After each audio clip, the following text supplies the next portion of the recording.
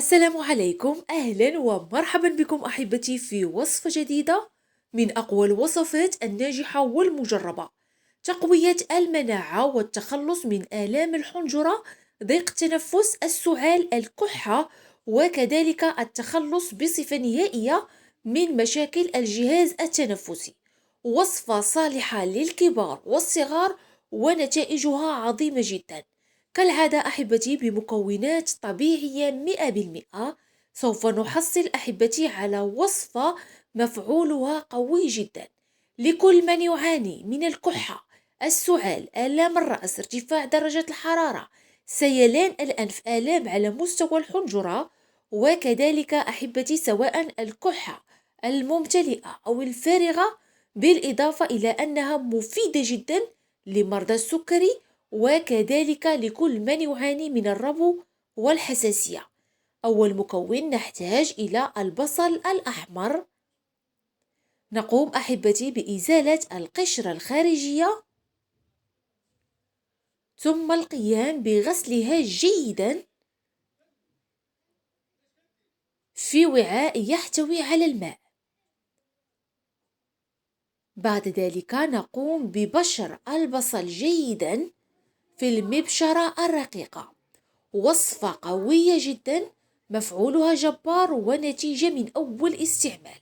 وكالعادة أحبتي لا تنسوا مشاركة الوصفة مع كل من هو مريض، ولكم كامل الأجر والثواب.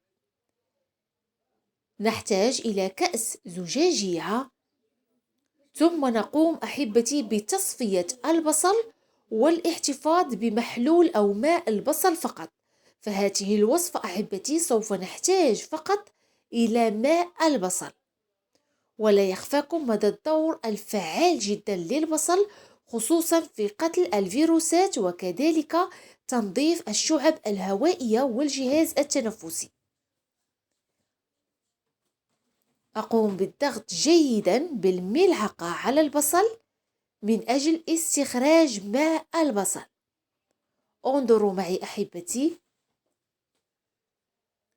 نحصل على كمية قليلة من ماء البصل. والآن سوف نمر إلى إضافة باقي المكونات. نحتاج كذلك إلى الليمون. نقوم بالضغط عليه بأطراف الأصابع من أجل أن يسهل علينا استخراج ماء الليمون.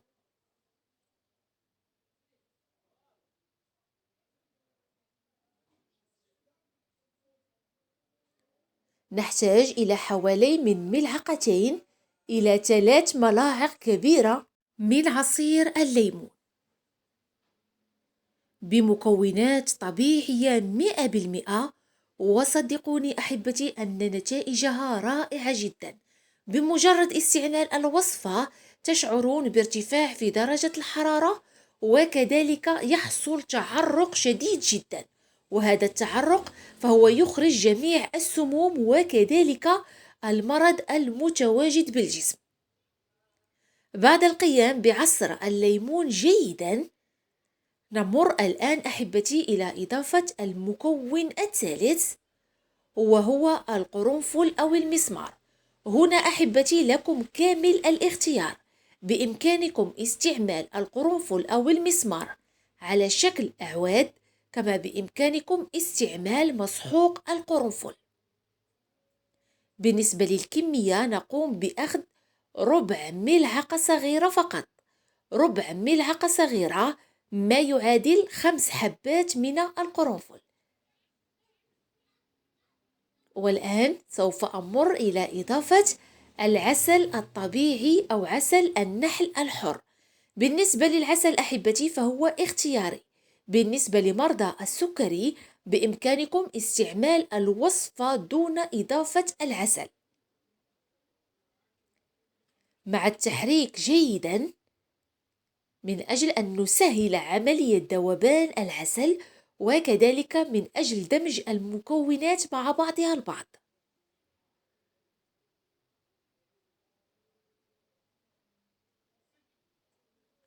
بعد ذلك أحبتي سوف نمر إلى إضافة الماء الساخن إلى درجة الغليان.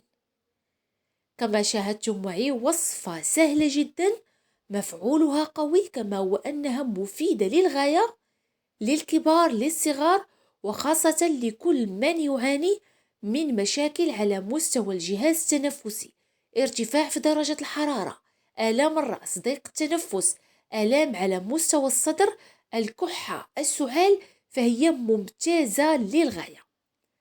بعد إضافة الماء الساخن ننتظر على المحلول حتى يصبح دافئ، ثم نقوم أحبتي بتناوله أو شربه قبل النوم، سواء كنتم سوف تأخذون قيلولة أو كذلك في الليل. فهذا المشروب يشرب أحبتي قبل النوم من أجل التعرق، وكذلك من أجل أن يعطيكم نتيجة سريعة وفورية. وبمجرد القيام بشربه تقومون أحبتي بأخذ قسط من الراحة ووضع غطاء ساخن من أجل أن يسهل على الجسم استخراج العرق واستخراج السموم. وبمجرد الاستيقاظ من النوم تحسون براحة شديدة جدا، كما وأن جميع الأعراض تختفي بصفة نهائية. كانت أحبتي هذه وصفتي لكم لليوم. كالعادة لا تنسوا وضع لايك للفيديو ومشاركة الوصفة مع كل من هو في حاجة إليها. إلى اللقاء.